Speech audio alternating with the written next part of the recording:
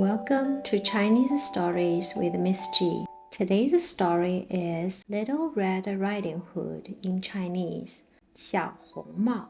很久以前，有一个人见人爱的小姑娘，因为最喜欢戴着一顶奶奶送给她的小红帽，所以大家都叫她小红帽。一天，奶奶生病了。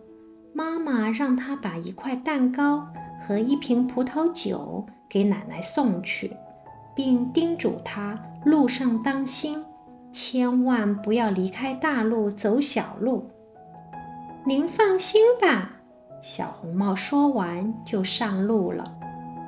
奶奶家在村子外面的森林里，小红帽一走进森林，就看到了一只大灰狼。狼向他打招呼：太阳刚出来，你要去哪里呀？我要去奶奶家，给她送蛋糕和葡萄酒。奶奶生病了，必须吃一些好东西才能好起来。那你奶奶家在哪里呀？大灰狼问。奶奶家还远着呢，她家屋后有3棵高高的橡树，四周是核桃树围成的围墙。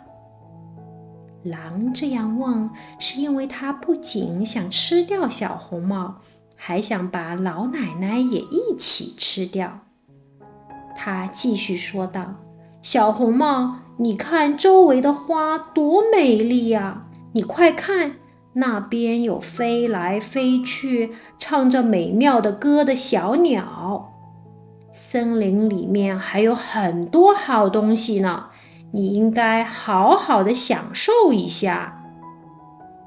小红帽抬头向前观望了一会儿，看到树林里面处处绽放着美丽的鲜花，就想采摘一些送给奶奶。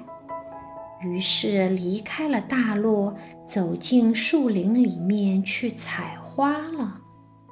大灰狼趁机跑到了老奶奶家，正好门没有拴上。他扑到老奶奶的床上，一口就把她吞进了肚子，然后穿上小红帽的奶奶的衣服，戴上她的帽子，一动不动地躺在了床上。过了好长时间，小红帽才来到奶奶家，看到奶奶躺在床上，戴着低低的帽子，把脸都遮住了，样子非常奇怪，就问：奶奶，您的耳朵怎么这么大？为了听你说话，所以才长大了。奶奶，您的眼睛怎么变得这么大啦？小红帽又问道。是为了更好地看你呀。奶奶，您的手为什么变得这么宽啊？是为了更好地拉着你玩呀。奶奶，您的嘴巴怎么这么大？太吓人了。那是为了能一口把你吞进肚子里。狼说完跳了起来，把小红帽一口吞进了肚子，之后躺到床上呼呼大睡。一位路过这里的猎人听到雷鸣般的呼噜声，感到很奇怪，就走进来一看，发现狼竟然躺在床上，而房间里找不见老奶奶，又见狼的肚子鼓鼓的。于是他猜测老奶奶被狼吞进了肚子。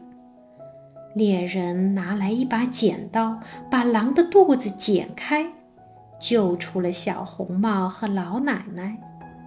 随后猎人剥下了狼皮带回家去了。老奶奶吃了小红帽带来的蛋糕和葡萄酒后，很快就恢复了。有人说，后来小红帽又有一次给奶奶送吃的，路上遇到了另一只狼。狼想骗他去小路，可小红帽坚持走大路，他到奶奶家后不久，狼也来到了奶奶家门口，边敲门边叫道：“奶奶，我是小红帽，给你送吃的来了。”奶奶和小红帽当然不肯开门，于是狼爬上屋顶，打算等小红帽回家时，在路上把它吃掉。奶奶就让小红帽把很多香肠倒进石头槽里去煮。小红帽提来很多水，把石头槽装得满满的。很快，香肠的香气就飘了出来，把狼吸引了过去。狼被香味吸引着，朝下张望着，把脖子伸得长长的，一不小心从屋顶上滑了下来，正好落在大石槽里，被淹死了。最后，小红帽兴冲冲地回家了，而且此后再也没有狼敢伤害它了。The end. Good night. 晚安。